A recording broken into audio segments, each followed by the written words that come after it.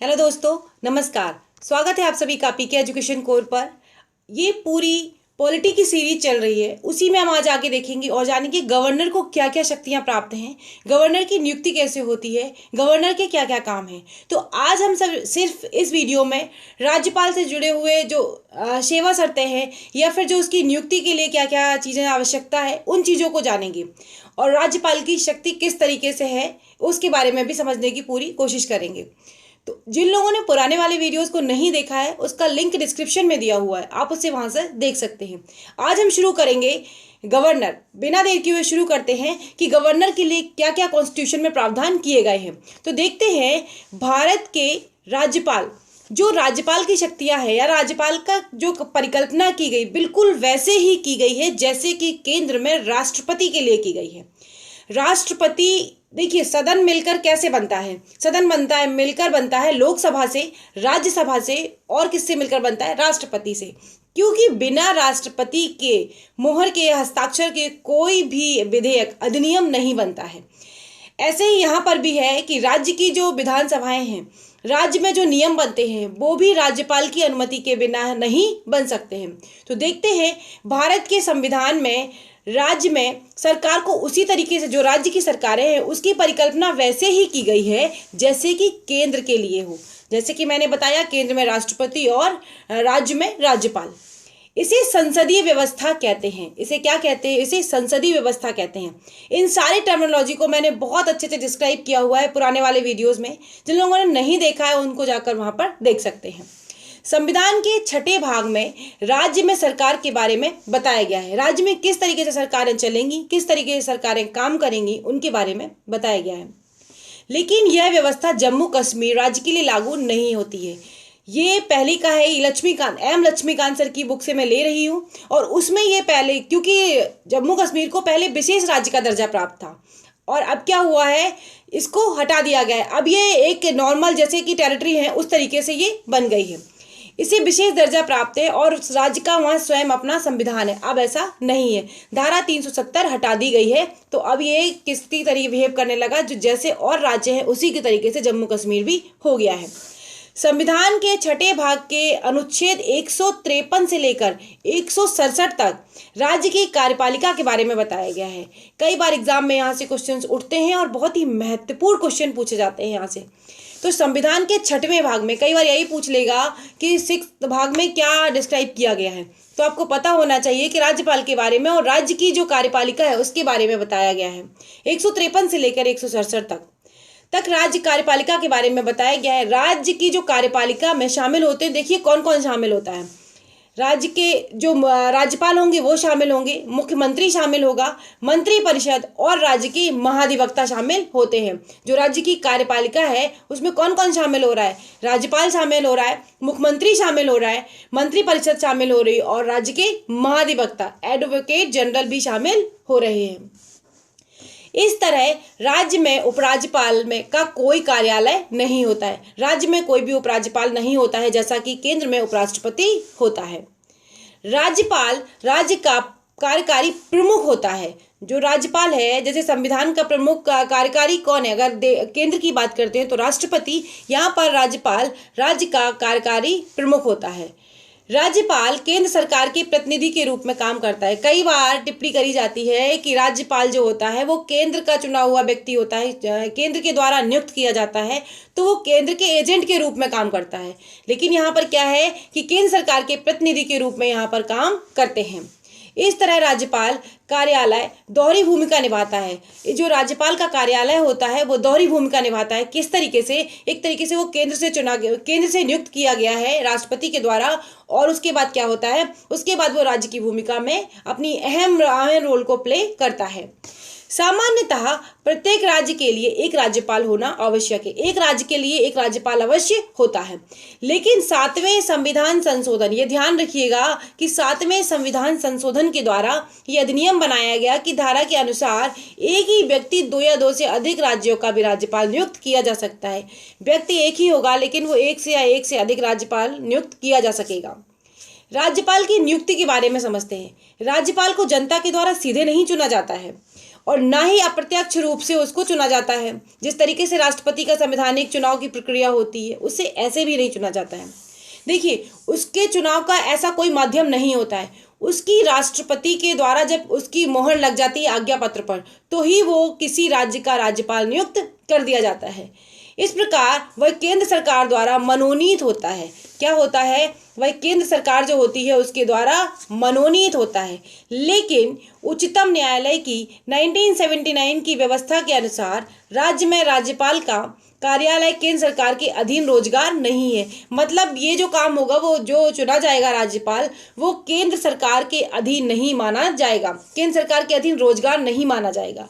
यह एक स्वतंत्र संवैधानिक कार्यालय है। ये बहुत ही ज़्यादा महत्वपूर्ण और ध्यान रखने वाली बात है कि ये एक स्वतंत्र संवैधानिक कार्यालय है और यह केंद्र सरकार के अधीनस्थ नहीं है। ये केंद्र, भले इसकी राष्ट्रपति नियुक्ति करता है, केंद्र नियुक्ति करता है, लेकिन यह सरकार जो है वो केंद्र के अधीन नहीं है, यह केंद्र के अधीनस्थ नहीं है। संविधान में वयस्क मताधिकार के तहत राज्यपाल के सीधे निर्वाचन की बात उठी थी। देखिए, बात करी जाए, जैसे कि मैंने आपको राष्ट्रपति के बारे में बताया था, वैसे ही यहाँ पर राज्यपाल के लिए अगर सीधे नियुक्ति की बात करी जाएगी तो फिर मुख्यमंत्री और जो राज्यपाल है दोनों में बहुत ज़्यादा मतभेद हो जाएंगे, राजनीतिक विवाद भी उत्पन्न हो जाएंगे। और जब जनता के द्वारा चुने जाएंगे, चाहे वो प्रत्यक्ष हो या अप्रत्यक्ष हो, अगर जनता के प्रतिनिधि उनको चुनेंगे तो फिर वहाँ पर एक बात बहुत महत्वपूर्ण हो जाएगी कि वो कहीं ना कहीं राजनीति में लिप्त हो जाएंगे और इसकी वजह से जातिवाद और इन सारी चीज़ों को फिर बढ़ावा मिलेगा। तो इसीलिए राज्यपाल की नियुक्ति केंद्र के द्वारा की जाती है और मुख्यमंत्री जनता के द्वारा चुना जाता है। अब हम देखते हैं, इसमें लिखी हुई बातों को जरा समझने की कोशिश करते हैं कि क्या क्या है। संविधान में वयस्क मताधिकार के तहत राज्यपाल निर्वाचन की सीधी मांग उठी, लेकिन संविधान की जो सभा थी उसने क्या किया, वर्तमान व्यवस्था राष्ट्रपति द्वारा राज्यपाल की नियुक्ति को ही अपनाया। इसके बहुत सारे कारण हैं। अब देखते हैं क्या क्या कारण हैं। तो कारण इसमें बताए जा रहे हैं कि राज्यपाल का सीधा निर्वाचन राज्य में स्थापित संसदीय व्यवस्था के प्रतिकूल होता। जो संसदीय व्यवस्था है उसके अकॉर्डिंग फिर ये बात नहीं आती, तो सीधे निर्वाचन में संसदीय व्यवस्था जो हमने अपनाई है उसके प्रतिकूल होता। दूसरी बात है, सीधे चुनाव की व्यवस्था में मुख्यमंत्री और राज्यपाल के बीच संघर्ष की स्थिति पैदा हो जाती। जाहिर सी बात है, जब दो व्यक्ति जनता के द्वारा अगर चुने जा रहे हैं तो उनमें मतभेद होना स्वाभाविक होगा बिल्कुल, और संघर्ष की स्थिति उनमें बन जाएगी। राज्यपाल सिर्फ संवैधानिक प्रमुख होता है, इसलिए उसके निर्वाचन के लिए चुनाव की जटिल व्यवस्था और भारी धन खर्च करने की कोई आवश्यकता नहीं होती है। हम सभी जानते हैं जब भी इलेक्शन आते हैं तो होता क्या है, बहुत सारा धन खर्च होता है। इलेक्शन में जितने भी प्रचार हो गए या बहुत सारी चीज़ें होती हैं, धन खर्च होता है। तो उसको भी रोकने के लिए, उसको बचाने के लिए भी ये वाली बात कही गई कि धन खर्च करने की कोई भी अर्थ इसमें नहीं है। यह एक संवैधानिक प्रमुख होता है, इसलिए इसका चुनाव केंद्र के द्वारा ही किया जाना चाहिए। राज्यपाल का चुनाव पूरी तरह व्यक्तिगत मामला है, इसलिए इस चुनाव में भारी संख्या में मतदाताओं को शामिल करना राष्ट्रहित में नहीं है। जब व्यक्तिगत मामला है तो फिर इसमें जो राष्ट्र के लोग हैं या जो भारी संख्या में मतदाता हैं उनको इसमें शामिल करना कहीं से भी ठीक नहीं है। एक निर्वाचित राज्यपाल स्वाभाविक रूप से किसी न किसी दल से अवश्य जुड़ा होगा। जाहिर सी बात है कि अगर ये वाली बात आती है कि राज्यपाल को कैसे नियुक्त किया जाए या उसका निर्वाचन अगर प्रत्यक्ष जनता द्वारा कराया जाए या अप्रत्यक्ष रूप से कराया जाए या जनता के चुने हुए प्रतिनिधि अगर उसको चुनते हैं, तो फिर होगा क्या, वो किसी न किसी दल से तो अवश्य जुड़ा होगा। और जब वो किसी दल से जुड़ा होगा तो उसके तहत वो निष्पक्ष और निस्वार्थ भाव से सेवा नहीं कर पाएगा और ना ही उसका वो मुखिया बन पाएगा। तो ये भी एक कारण रहा। राज्यपाल के चुनाव से अलगाववाद की धारणा भी अपने पनपेगी, जो कि राजनीतिक स्थिरता और देश की एकता को प्रभावित भी करेगी। जब कोई राजनीतिक दल से जुड़ जाएगा या राजनीतिक दल के अकॉर्डिंग काम करेगा तो जाहिर सी बात है वहाँ पर कुछ ना कुछ चीज़ें क्रिएट अवश्य हो जाएंगी।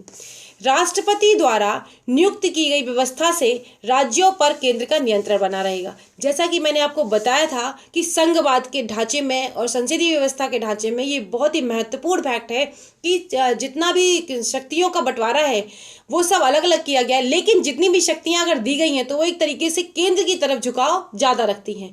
तो केंद्र का नियंत्रण बना होना बहुत ही ज़्यादा आवश्यक है। हमने पढ़ाया था आपको और बताया था मैंने कि जितने भी जब आपातकाल लगते हैं या कोई भी विपत्ति वाली सिचुएशन आती है तो उस समय पर क्या होता है, आपातकालीन परिस्थितियों में राज्य सीधे के सीधे केंद्र के अंदर चले जाते हैं। तो केंद्र का जो है वो नियंत्रण भी राज्यों पर बना रहेगा, जो कि संघवाद का एक प्रमुख ढांचा है। राज्यपाल का सीधा निर्वाचन राज्य में आम चुनाव के समय एक गंभीर समस्या भी उत्पन्न कर सकता है। मुख्यमंत्री यह चाहेगा कि राज्यपाल उसका उम्मीदवार चुनाव लड़े, इसलिए सत्तारूढ़ दल का दूसरे दर्जे का आदमी तो बतौर राज्यपाल चुना जाएगा। बहुत सारे फैक्टर्स मैंने आपको बताए कि राज्यपाल का अगर प्रत्यक्ष या अप्रत्यक्ष रूप से चुनाव होगा, कुल मिलाकर अगर जनता के द्वारा चुनाव होता है तो राज्यपाल जितने भी चुनाव लड़ेगा या जो भी करेगा वो वो संघर्ष को एक उत्पन्न करेंगे जो राज्य में मुख्यमंत्री और राज्यपाल के बीच में होंगे। इसलिए अमेरिकी मॉडल जहां राज्य का राज्यपाल सीधे चुना जाता है उस व्यवस्था को हमने छोड़ दिया, और कनाडा जहां राज्यपाल केंद्र द्वारा नियुक्त किया जाता है संविधान द्वारा उसी को स्वीकृत कर लिया गया। संविधान ने राज्यपाल के रूप में नियुक्त किए जाने वाले व्यक्ति के लिए 2 योग्यताएं निर्धारित की। अब वो कौन कौन सी हैं?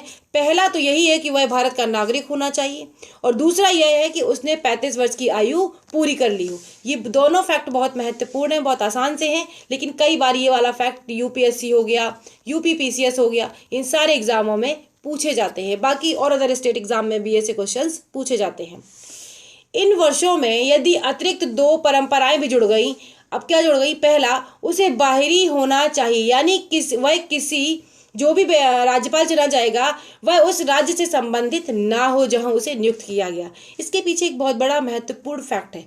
अगर वो उस राज्य से जुड़ा होगा और उस राज्य में ही वो राज्यपाल बन जाएगा, तब भी वही वाली स्थिति उत्पन्न हो जाएगी। वो कहीं ना कहीं उसके लिए एक पक्ष विपक्ष वाली चीजें बन जाएंगी, ताकि वह स्थानीय राजनीति से मुक्त रहे। राज्यपाल का जो चुनना है या जो नियुक्त करना है, चुनना क्या बोलेंगे, नियुक्त बोलेंगे, नियुक्त करना, एक इसीलिए तो नियुक्त किया गया उसको कि वो राजनीतिक मुद्दों से मुक्त रहे। वो राज्य पर किस तरीके से सरकारें चल रही हैं, कहीं कोई संविधान के अलग होकर संविधान से काम तो नहीं कर रहा है कोई भी राज्य, उन चीज़ों पर निगरानी करना, एक तरीके का निरीक्षक कह सकते हैं, एक तरीके का जो मतलब निगरानी पूरी रखना, उस तरीके से राज्यपाल का काम होता है।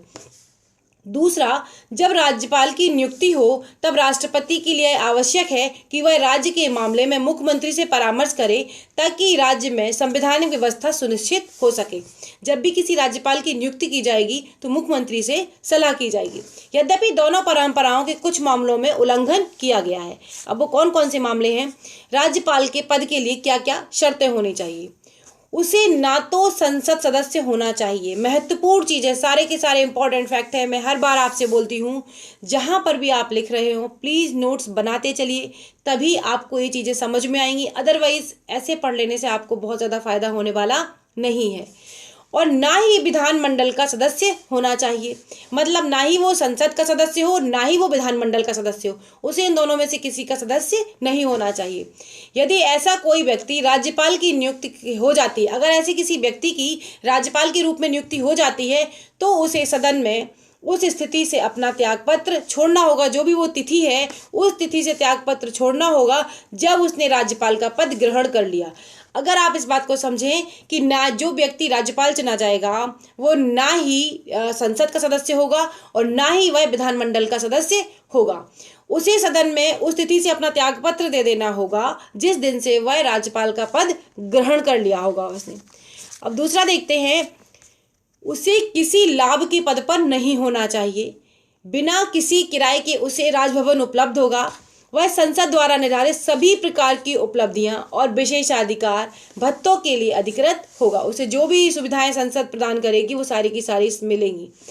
यदि वही व्यक्ति 2 या अधिक राज्यों के बतौर राज्यपाल नियुक्त होता है, कोई एक व्यक्ति अगर 2 राज्यों का राज्यपाल नियुक्त है, फॉर एग्जाम्पल अगर मैं बताऊं कि यूपी और एमपी का अगर एक राज्यपाल है, तो दोनों सरकारें मिलकर या राष्ट्रपति वहां से मिलकर क्या करेंगी, मानक के हिसाब से कुछ उनका जो भत्ता तय होगा उसको तय करेंगे। उपलब्धियां और भत्ते राष्ट्रपति द्वारा तय मानकों के हिसाब से मिलकर प्रदान करेंगे, जो राज्य होंगे वो मिलकर उसे प्रदान करेंगे। कार्यकाल के दौरान उसकी आर्थिक उपलब्धियां जो उसे हैं प्राप्त हैं वो कम नहीं की जाएंगी। ये काफ़ी इंपॉर्टेंट फैक्ट है और कई बार ऐसे पूछ लिए जाते हैं।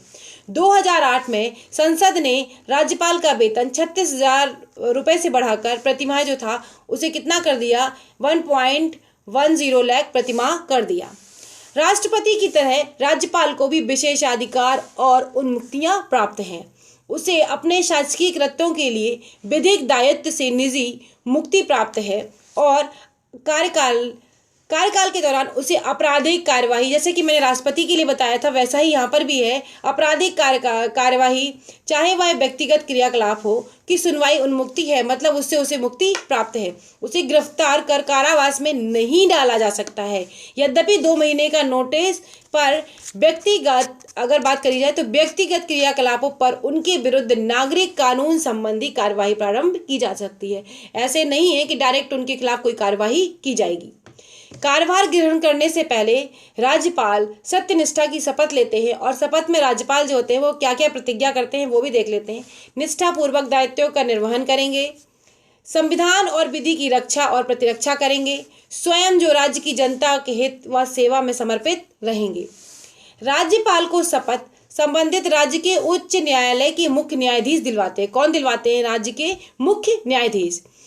उनकी अनुपस्थिति में उपलब्ध वरिष्ठतम न्यायाधीश शपथ दिलाते हैं। जब उच्च न्यायालय के जो मुख्य न्यायाधीश होंगे अगर वो उपस्थित नहीं होते हैं तो उनकी अनुपस्थिति में वरिष्ठतम न्यायाधीश शपथ दिलवाते हैं। किसी अन्य व्यक्ति को राज्यपाल के पद के दायित्वों का निर्वहन करने पर इसी प्रकार की शपथ लेनी होगी। राज्यपाल की पदावधि क्या क्या है उसके बारे में भी जान लेते हैं। सामान्यतः राज्यपाल का कार्यकाल पद ग्रहण से 5 वर्ष के लिए होता है, ये काफी इंपॉर्टेंट है, किंतु वास्तव में वह राष्ट्रपति के प्रसाद पर्यंत कार्य करता है, मतलब राष्ट्रपति की इच्छा के अनुसार ही वो बना रहता है। इसके अलावा वह कभी भी राष्ट्रपति को अपना त्याग पत्र संबोधित करके अपना त्याग पत्र दे सकते हैं। अब इसमें और चीज क्या है, उच्चतम न्यायालय ने यह व्यवस्था की कि राज्यपाल के ऊपर राष्ट्रपति के प्रसाद पर्यंत का मामला न्यायपूर्ण नहीं है। राज्यपाल के पास ना तो कार्यकाल की सुरक्षा है और ना ही कार्यालय की निश्चिंतता, ये दोनों ही चीजें राज्यपाल के पास नहीं है। उसे राष्ट्रपति के द्वारा किसी भी समय वापस बुलाया जा सकता है। संविधान ने ऐसी कोई भी विधि नहीं बनाई, ऐसा कोई भी कानून नहीं बनाया है जिसके तहत राष्ट्रपति राज्यपाल को हटा दे, ऐसा कोई कानून नहीं बनाया गया। इसीलिए क्या हुआ कि जब बीपी सिंह के नेतृत्व वाली राष्ट्रीय मोर्चा सरकार बनी 1989 में, उन्होंने सभी राज्यपालों से त्यागपत्र मांग लिया था जिन्हें कांग्रेस द्वारा नियुक्त किया गया था। ये अक्सर कर होता है जब कोई सत्ता में सरकार होती है और कहीं पर भी अगर लूपहोल है कॉन्स्टिट्यूशन में तो इनका दुरुपयोग किया जाता है। अंततः कुछ राज्यपालों को बदला गया जबकि कुछ को बने रहने दिया गया। यही प्रक्रिया 1991 में दोबारा हुई जब पीवी नरसिम्हा राव के नेतृत्व में कांग्रेस की सरकार बनी, इन्होंने भी वही किया। वीपी सिंह और चंद्रशेखर सरकार द्वारा नियुक्त 14 राज्यपालों को बदल दिया गया था। राष्ट्रपति एक राज्यपाल को बचे हुए कार्यकाल के लिए दूसरे राज्य में स्थानांतरित भी कर सकते हैं। मतलब अगर चाहे कि अगर कोई राज्यपाल है और उसका काम अगर 3 साल के लिए बचा हुआ है तो उसे किसी दूसरे राज्य में भी उसे स्थानांतरित कर सकते हैं। इसी तरह एक राज्यपाल जिसका कार्यकाल पूरा हो चुका है उसको भी उसी राज्य के लिए या फिर अन्य किसी राज्य के लिए दोबारा भी नियुक्त किया जा सकता है। एक राज्यपाल 5 वर्ष के अपने कार्यकाल के बाद भी तब तक पद पर बना रहता है जब तक कि उसका कोई उत्तराधिकारी ग्रहण ना कर ले। जब तक कि उसका कोई उत्तराधिकारी नहीं आ जाएगा वो 5 साल से आगे भी बना रह सकता है। इसके पीछे यह तर्क है कि राज्य में एक राज्यपाल का होना बहुत ही ज्यादा अनिवार्य है ताकि रिक्तता की कोई भी स्थिति उत्पन्न ही ना हो सके, मतलब कोई खाली पद राज्यपाल का रहे ही ना। राष्ट्रपति को जब यह लगे कि अकस्मात कोई घटना हो गई है या संविधान में कहीं पर उल्लेख है तो राज्यपाल के कार्यों के निर्वहन के उपबंध बना सकता है वो। यदि वर्तमान में अगर उनका निधन हो जाए, ऐसी परिस्थिति में संबंधित राज्य के जो उच्च न्यायालय के मुख्य न्यायाधीश होंगे उनको अस्थायी तौर पर राज्यपाल का कार्यभार सौंपा जाएगा। राष्ट्रपति के काल में क्या होता है कि उपराष्ट्रपति पद पर आ जाते हैं अगर राष्ट्रपति की तबीयत ठीक नहीं है या फिर किसी और चीज से कोई समस्या उत्पन्न हो गई या उनका निधन हो जाता है तो इस तरीके से क्या होता है उपराष्ट्रपति आ जाते हैं। जब उपराष्ट्रपति भी नहीं होता है तो फिर मुख्य न्यायालय का उच्चतम न्यायालय का मुख्य न्यायाधीश आ जाता है। तो इस तरीके से राज्यपाल के लिए भी कुछ शक्तियां दी गई हैं और इस तरीके से उनके लिए प्रावधान कॉन्स्टिट्यूशन में किए गए हैं। तो ये पूरा वीडियो था। अगर आपको अच्छा लगा है तो प्लीज़ लाइक कीजिएगा, शेयर कीजिएगा और अगर अभी आप चैनल पर नए हैं तो प्लीज़ सब्सक्राइब कर लीजिएगा, बेल आइकन को प्रेस कर लें ताकि जब भी मैं अगले वीडियो में डालूँ आप हमेशा हमसे जुड़े रहें। अगले वीडियो में फिर मिलेंगे दोस्तों। नमस्कार, बाय बाय।